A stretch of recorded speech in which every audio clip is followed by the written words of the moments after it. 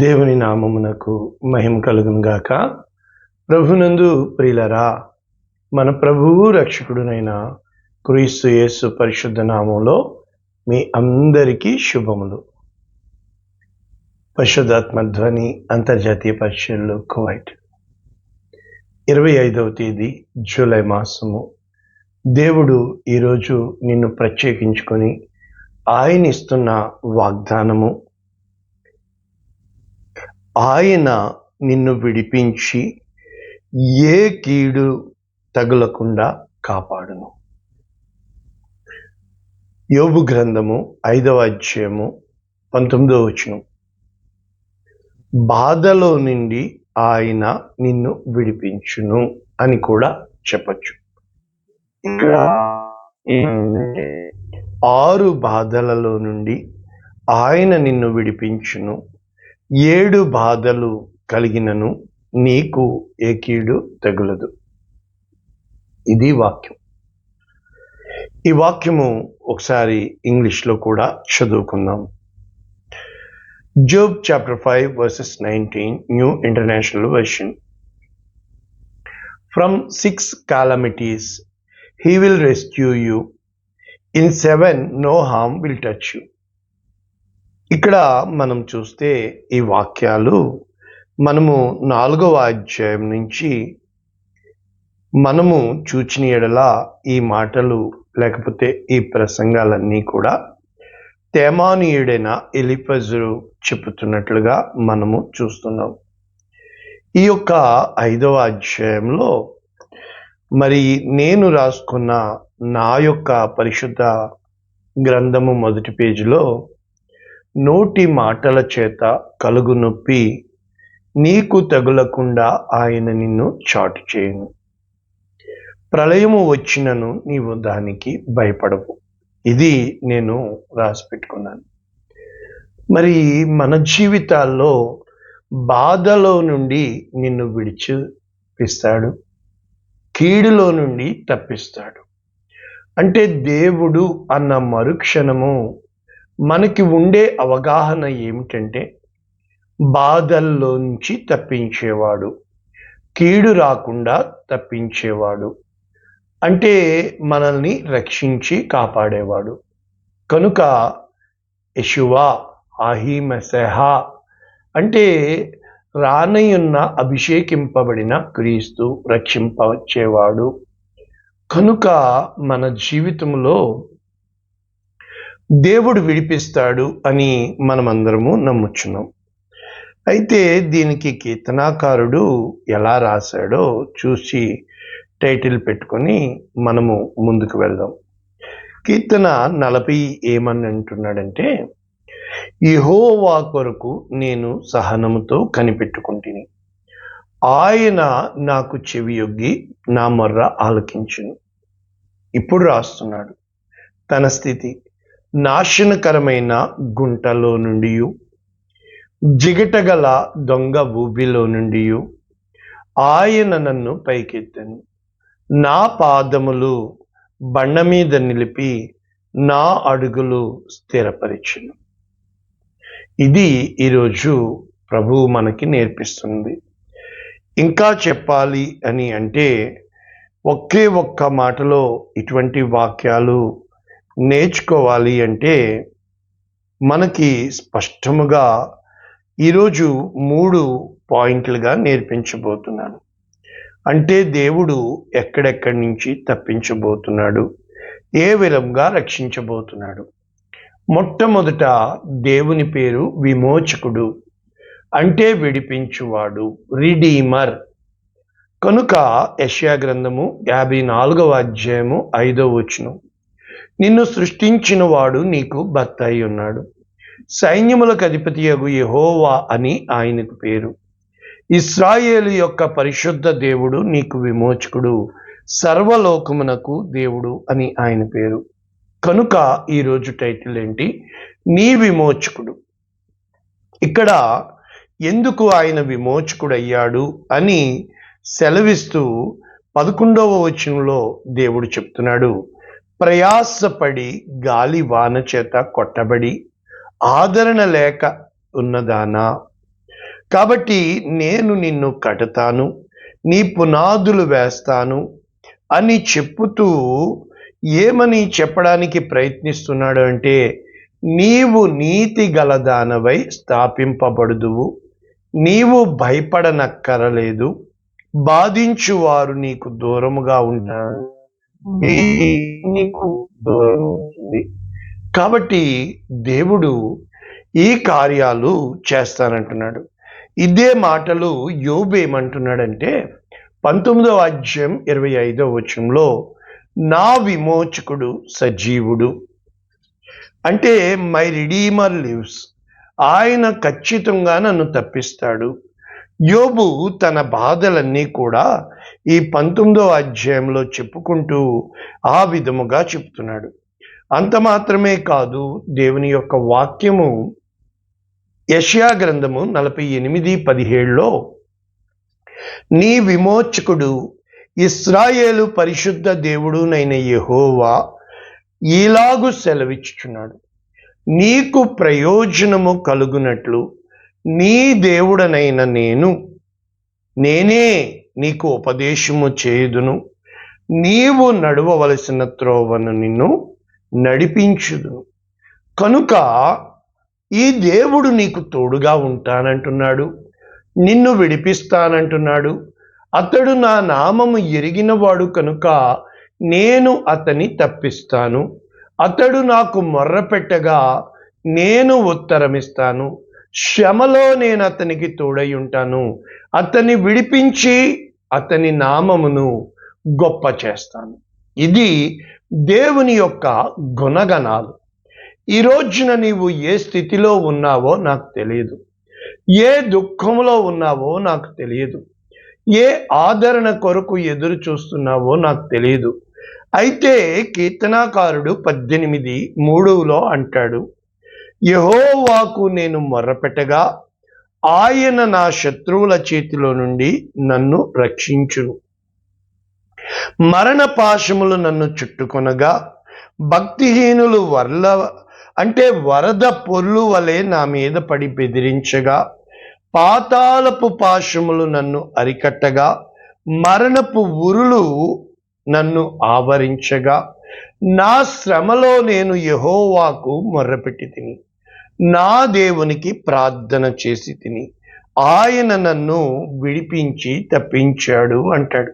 కీర్తన 18:17లో అంటాడు, బలవంతులకు పగవారు, నన్ను ద్వేషించువారు నాకంటే బలిష్ఠులై ఉండగా వారి వశము నుండి ఆయన నన్ను రక్షించెను. అంటే దేవుడు నిన్ను దేని నుంచి విడిపిస్తాడు, దేని నుంచి రక్షిస్తాడు, దేని నుంచి ఆదరణ ఇస్తాడు అనేది త్వరగా మనము చూస్తే, కీర్తన 91 మనందరికీ తెలుసు కదా. ఏమని ఉంటుందంటే 10లో, నీకు అపాయమేమీ రాదు, ఏ తెగులు నీ గుడారమును సమీపించదు. అయితే వేటకాని ఊరిలో నుండి ఆయన నిన్ను విడిపించును. కనుక నాశనకరమైన తెగులు నుండి నిన్ను రక్షించును. కనుక ప్రభువునందు ప్రియులరా, మనలో ఎన్నో భయాలు కలుగుతూ ఉంటాయి, ఎన్నో చింతలు కలుగుతూ ఉంటాయి, ఎన్నో అవమానాలు కలుగుతూ ఉంటాయి. నా జీవితంలో ఎన్నోసార్లు నా పాదము చిక్కుబడిపోయినప్పుడు, ఎటు వెళ్ళాలో దిక్కు తోచినప్పుడు, ఏ నిర్ణయము చేసుకోవాలో నాకు తెలియనప్పుడు ప్రశాంతంగా పెట్టుకొని, దేవా నీవు నడిపిస్తే తప్ప నాకు దిక్కు లేదు, నీవు ఆదరిస్తే తప్ప నాకు మార్గము లేదు అని దేవుని తట్టు నేను చూశాను. ఈరోజు నీకు నేను నేర్పించడానికి ఇష్టపడుతుంది ఏంటంటే, నీవు ఏ రోజైతే దేవుని మీద నీ భారము వేస్తావో, అందుకు దేవుని యొక్క వాక్యం సెలవిస్తుంది, నీ పనుల భారము యెహోవా మీద మోపుము, నీ యొక్క ప్రయత్నము ఆయన మీద మోపుము, నీ యొక్క భారము ఆయన మీద ఉంచుము, నీ మార్గములు ఆయనకు అప్పగింపుము. యేసు ప్రభువారు అంటారు, నీ ప్రయాసపడి భారము మోచుకుంటున్న సమస్త జనులారా నా యొద్దకు రండి.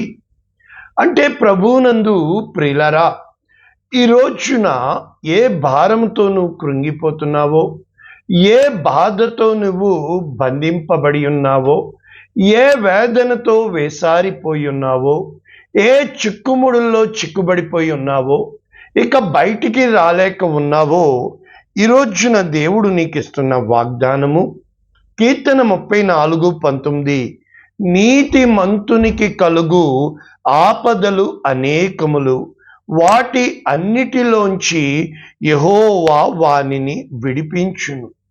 అంటే ప్రభువునందు ప్రియులరా, నీకు కలగబోయే బాధలే కాదు, నీ పిల్లలకు కలగబోయే బాధలే కాదు, నీ జీవితము నీకు ఇచ్చిన దేవుడికి నీ కష్టం తెలీదా? నీ బాధ తెలీదా? నీ దుఃఖము తెలీదా? నీ వేదన తెలీదా? అందుకనే సామెతలు 24:16 నీతిమంతుడు 7 మారులు పడినను తిరిగి లేచును, ఆపత్కాలమునందు భక్తిహీనులు కూలుదురు. నీ శత్రువు పడినప్పుడు, అయితే ఇది నేర్పిస్తున్నాను చూడండి, సంతోషించకు. వాడు తొట్టిల్లినప్పుడు నీవు మనస్సున ఉల్లసించొద్దు. ఒకవేళ యెహోవా అది చూచి అసహ్యించుకొని, చాలాసార్లు చూసావా ఊరికినే పోతుందా, ఏమైందో చూసావా అని నీవు ఏ రోజున కూడా దేవుని మీద భారం మోపడం అంటే దుర్మార్గులను చూచి నీవు వ్యసన పడకూడదు, భక్తిహీనులను చూచి నీవు మత్సర పడకూడదు. కనుక ఎప్పుడైతే దేవుని మీద భారం వేస్తున్నాను అని అంటున్నావో, నీవు ఏమి చేయగలగాలి? దేవుని యొక్క చిత్తానికి అప్పగించుకోవాలి. ఉదాహరణకి దానియేలు గ్రంథంలో తెలుసు కదా, 3:17 మేము సేవించుచున్న దేవుడు మండుచున్న వేడి గల ఈ అగ్నిగుండములో నుండి మమ్మును తప్పించి రక్షించుటకు సమర్థుడు, మరియు నీ వశమున పడకుండా ఆయన మమ్మును రక్షించును. ఒకవేళ ఆయన రక్షించకపోయినను, రాజా నీ దేవతలను మేం పూజించము. చూసారా, దేవునికి సమర్పణ అంటే ఇది. 7 అంతల అగ్నిగుండం పెడతారు, అయితే దేవుడు వారిని విడిపించి తప్పిస్తాడు. అంటే నిన్ను అగ్ని వంటి బాధల్లోనూ, అగ్నిలో నుండి బడి వెళ్ళినప్పుడు జ్వాలలు నిన్ను కాల్చవు, జలములలో వెళ్ళినప్పుడు ఆ యొక్క అలలు నిన్ను ముంచలేవు అని యెషయా 43లో దేవుడు చెబుతాడు. అంటే దేవుడు నీకు విమోచకుడు, దేవుడు నీ సజీవుడు. సజీవులే నిన్ను స్తుతిస్తారని నీ హృదయములో దేవుని యందు విశ్వాసం ఉంచినప్పుడు, ఇదిగో దానియేలు గ్రంథము 6:16 దానియేలును పట్టుకుని పోయి సింహముల గుహలో పడద్రోసిరి. పడదోయగా రాజు, నీవు అనుదినము తప్పక సేవించుచున్న నీ దేవుడే నిన్ను రక్షించును. చూసారా, అటు అగ్ని గుండములోంచి రక్షించిన దేవుడు, ఇటు సింహముల ఆ గుహలో నుండి రక్షించిన దేవుడు మరి ఈ రోజున నీకు దేవుడయ్యాడా? అందుకనే దేవుని యొక్క వాక్యం సెలవిస్తుంది, అపోస్తల కార్యములు 12వ యాకోబును పట్టుకుని ఆ హేరోదు ఖడ్గము చేత చంపించని చెప్పి పేతురుని కూడా బంధించి చెరసాలలో ఉంచుతాడు.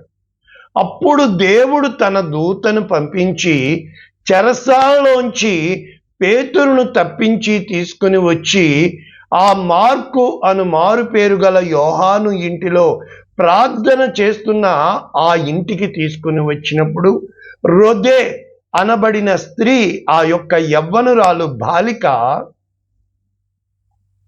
పేతురు వచ్చాడు అని చెబుతుంది. అంటే దేవుడు తన దూతను పంపించి పేతురును చెరసాలలో నుండి తప్పించి విడిపించి రక్షించి తీసుకొచ్చాడు. ఇక అపోస్తల కార్యములు 16వ అధ్యాయములో పౌలు శీలలు చెరసాలలో బంధించబడినప్పుడు ప్రార్థన చేసినప్పుడు దేవుడు ఆ భూకంపం పంపించి చెరసాల గోడలు ఆ పునాదులతో బద్దలైపోయినట్లు చేశాడు. వారిని తప్పించి విడిపించి రక్షించాడు. యోసేపుకి ఫరో నుండి వర్తమానము పంపించి యోసేపును తప్పించి విడిపించి రక్షించి ఫరో తర్వాత ఫరోగా చేశాడు దేవుడు. ఆ యొక్క సౌలు తరుముదామని దావీదును చంపడానికి చూసినప్పుడు సౌలు యొక్క భయము నుండి దావీదును తప్పించి విడిపించి రక్షించి విమోచకుడు, రిడీమర్.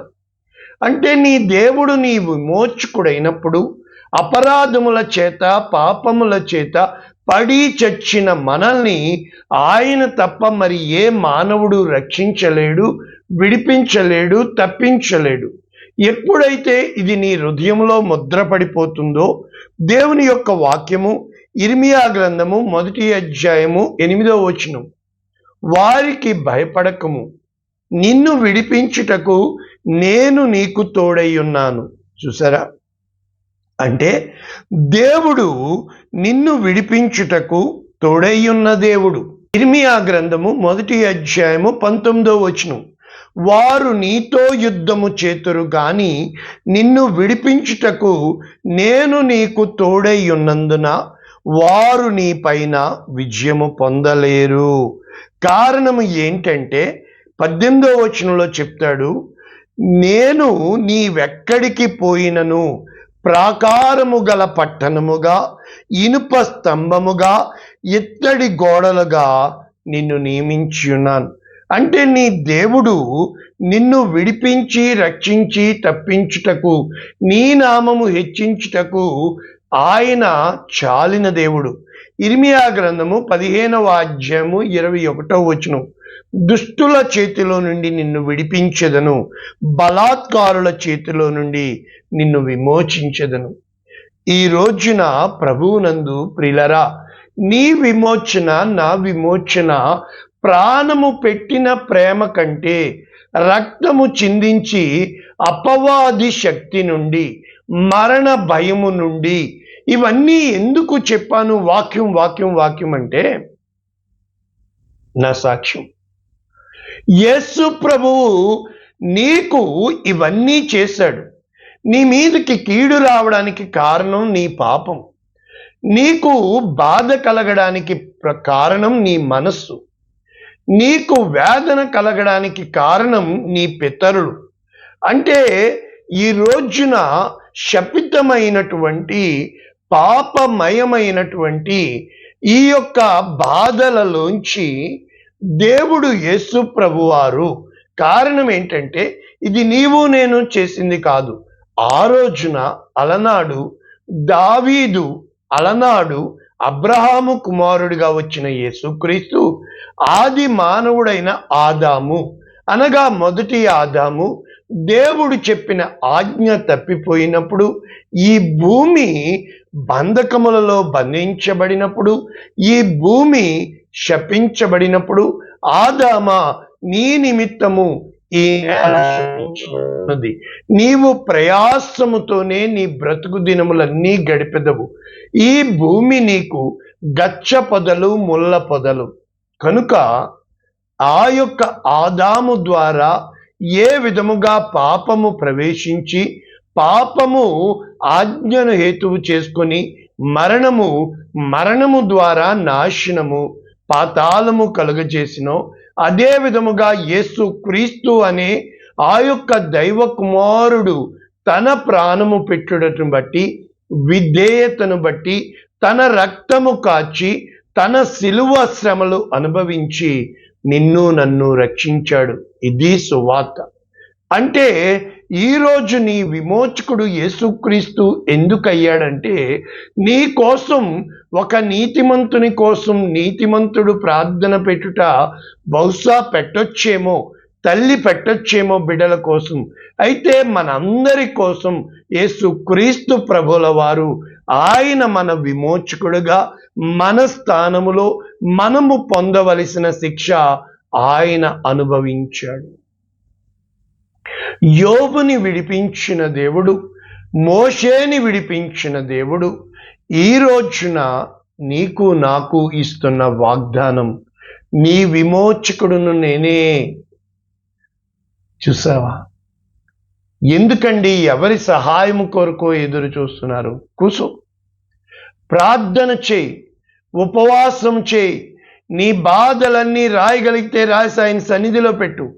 హిజ్కియా ఆ యొక్క అషూరు రాజు రాసిన ఆ యొక్క లేఖను తీసుకొచ్చి మందిరంలో పెట్టి గుండెలు పగిలేటట్లు ప్రార్థన చేస్తాడు. దేవుడు తన దూతను పంపించి 1,75,000 మందిని చంపి పాడేస్తాడు. చూసారా? అంటే దేవుడు చేయగలిగిందంటూ, అంటే చేయలేనిదంటూ ఏదీ లేదు. సమస్తము నీ కొరకు చేయగలడు. అటువంటప్పుడు దేవుని దగ్గర మానేసి ఎవరికి చెప్పాలనుకుంటున్నావు? కానీ నీ హృదయములో సహించనలవి కాని మత్సరము పెట్టుకొని, కీడు పెట్టుకొని, ద్వేషము పెట్టుకొని, అసూయ పెట్టుకొని, కోపం పెట్టుకొని ఆలోచించు. ఎవరి కోసం నిలబడాలనుకుంటున్నావు? ఏ మనిషిని చూసి నువ్వు ఊరికి పోతున్నావు? అవసరమా? తన కోపము తనకే శత్రువు అని తెలుసు కదా. వాళ్ళు అన్న మాటలకి నువ్వు కాదు కదా. మరి ఎందుకు బాధపడుతున్నావు? ఎందుకు వేదన పడుతున్నావు? నీ దేవుడు చేతకానివాడు కాదా? నీ చేతివాడు అంటే విమోచింపలేనంత నా హస్తము కొరుచునైపోయిందా? యెషయా 59లో అంటాడే, రక్షింపనేరకయుండినట్లు నా హస్తము కొరుచ కాలేదు, విననేరకయుండినట్లు నా చెవులు మందము కాలేదు. నీకు నాకు మధ్య నీ పాపములు అడ్డుగా వచ్చుచున్నవి. ప్రభువునందు ప్రియమైన దేవుని బిడ్డ, దేవుడు నీ పక్షమున కార్యము చేయాలని, దేవుడు నాశనకరమైన గుంటలో నుండి నిన్ను పైకి లేవనెత్తాలని ఒక్క యోసేపు కథ నీకు సరిపోదా? ఒక్క 12 ఏండ్ల రక్తస్రావ రోగము కలిగిన స్త్రీ కథ నీకు సరిపోదా? 13 ఏండ్లుగా నడుము వంగిపోయిన స్త్రీ కథ నీకు సరిపోదా? 7 దురాత్మలు పట్టిన మగ్ధలేని మరియ స్టోరీ నీకు సరిపోదా? ఆలోచించండి. ఇంకా నీతిని నమ్ముకుంటావా? ఇంకా నీ మంచిని చెబుతాడా? లేక దేవుడు నీతిమంతుడని, మన నీతి మురికి గుడ్డలని, ఆయనే తప్ప మరి ఎవ్వరు నిన్ను రక్షించలేరని, ఆయనే తప్ప నిన్నెవ్వడు విడిపించలేడని, ఆయనే నీకు తోడుగా ఉండేవాడని ఈ వాక్యము ఎప్పుడైతే నీవు ఈ వాక్యాన్ని నమ్ముతావో, ఎప్పుడైతే ఈ వాక్యము నీ హృదయములో ముద్రించబడుతుందో, ఎప్పుడైతే యేసు ప్రభు నీ హృదయానికి యజమానుడవుతాడో, ఎప్పుడైతే యేసు ప్రభు ఆకాశానికి భూమికి మధ్య వేలాడాడు, ఆయన నీ కోసం నీ స్థానంలో ప్రాణం పెట్టాడు, ఆయన గుణగణాలు నీకు అర్థమవుతాయో, యేసు స్వారూప్యంలోకి మారిపోతావు. నీ శత్రువులను ప్రేమించగలుగుతావు, నిన్ను శపించు వారిని దీవించగలుగుతావు, నీ మీద యుద్ధముకు వచ్చే వారిని నీవు దీవెని ఇవ్వగలుగుతావు, శాంతి సమాధానము ఇవ్వగలుగుతావు, మృదువైన మాట కోపమును చల్లారుస్తావు. నిన్ను చూసిన వాళ్ళు దేవుని మహిమ నీలో చూడగలుగుతారు. ఎంత గొప్ప భాగ్యము దేవుడు నీకు ఇస్తుంటుండగా, క్షణములో ఉద్రేకానికి, క్షణములో ఆవేశానికి, క్షణములో ఎంతకాలం దేవుని దగ్గరికి వస్తావా? దేవుడు నిన్ను తప్పిస్తాడే. రమ్మనుచున్నాడు కదా, నేను రమ్మంటున్నాడే. ఈరోజు వాక్యం ఇది. ప్రార్థన చేయనా? ప్రభునందు ప్రియమైన దేవుని బిడ్డ, ఒక్కసారి నీ హృదయాన్ని దేవునికి ఇవ్వు. ఆ హృదయంలో ఆయనకి స్థానం ఇవ్వు. పరిశుద్ధుడా, ప్రేమ కలిగిన తండ్రి, ఈరోజు వాక్యమే చెప్పనయ్యా, వాక్యమే చెప్పనయ్యా. నా విమోచకుడువయ్యా నీవు, సజీవుడువయ్యా నీవు, మృతులలోంచి లేచిన వాడవయ్యా నీవు. ఈ వాక్యమును విత్తబడుచుంటుండగా 30 60 100 ఫలింపచేయమని, వినగలిగే చెవి, గ్రహించగలిగే హృదయం అనుగ్రహించమని యేసు శ్రేష్టమైన నామమున దీవిస్తున్నాము తండ్రి. ఆమేన్. దేవుడు మిమ్మల్ని దీవించునుగాక. ఆమేన్.